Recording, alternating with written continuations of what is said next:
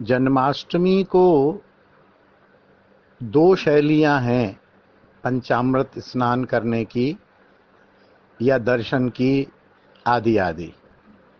एक शैली तो यह है कि रात्रि को 12 बजे अभिषेक किया जाता है, दर्शन खुलते हैं, श्रृंगार आरती होती है और सारा उत्सव रात्रि को 12 बजे के आसपास होता है।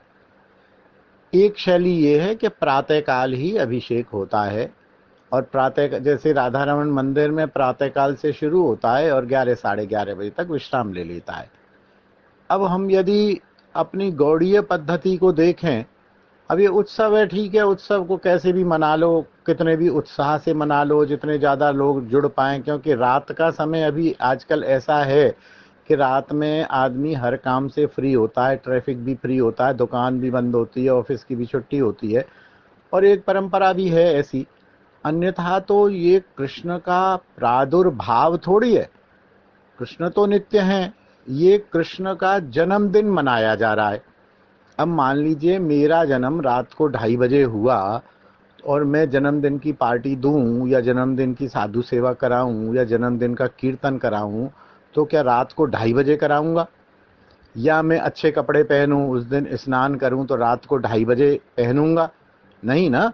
16 तारीख का मान लो मेरा जन्मदिन है, तो 16 तारीख को सुबह ही विशेष अपना शेव वेव बनाऊंगा, तेल वेल लगा के, अच्छी कंघी करके, अच्छे कपड़े पहन के, अच्छा भजन करूंगा, वैष्णव को बुलाऊंगा, तो दिन में वो सारा कार्यक्रम होगा।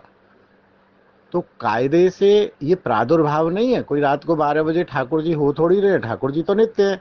एक बार उन्होंने कभी लीला की है इस प्रकार की कि वो रात्रि में प्रकट हुए थे, उस समय फिर जमुना भी थी, फिर यश वसुदेव भी थे और सारा क्रम था। तो हमें गौड़ीय परंपरा और गौड़ी रीति के अनुसार तो प्रातःकाल ही अभिषेक होता है। उनका हमें जन्मदिन मनाना है, हम प्रातःकाल अभिषेक करेंगे उनका, उनको वस्त्र पहनाएंगे, अच्छी अच्छी मिठाई खिलाएंगे, अच्छा अच्छा उनका श्रृंगार करेंगे, घर में वैष्णव सेवा करेंगे, कीर्तन करेंगे, बधाई गाएंगे, सब कुछ करेंगे। बहुत से लोग हैं कि अरे 12 बजे बाद बधाई गाएंगे, जन्म तो 12 बजे होगा। ये ठीक है, भावना की बात है, इसका कोई विरोध नहीं है, कहीं भी इसका अपराध भी नहीं है। लेकिन थोड़ा सा भी हम थोड़ा सा प्रैक्टिकल होके सोचे तो कृष्ण का जन्म तो उस समय नरलीला जब उन्होंने की थी तब वो प्रकट हुए थे। कृष्ण तो आज भी हैं, कल भी हैं, नित्य है।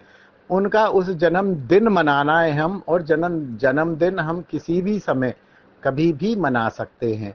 तो घरों में तो, हमारे घर में तो प्रातःकाल ही जैसे ठाकुर सेवा होती है, तो उस दिन ठाकुर जी का विशेष अभिषेक हो जाता है, विशेष प्रसाद आदि उनको भोग लगता है, विशेष उनकी सेवा होती है, फूल से होती है, तुलसी से होती है, जैसे भी होती है। उस दिन हम चाहें तो 2 वैष्णवों को बुला के कीर्तन भी कर सकते हैं, भजन भी कर सकते हैं, और रात को 12 बजे होता है, बहुत जगह होता है, कर सकते हैं। अब ये आपकी और साधक की भावना, श्रद्धा, परिपक्वता पर है, सुविधा पर भी है थोड़ा। आप ये सोचें कि 7 बजे बच्चे नहीं होंगे, पति नहीं होंगे, आदमी नहीं होंगे, तो रात को करें, कोई हानि नहीं है, कभी भी करें।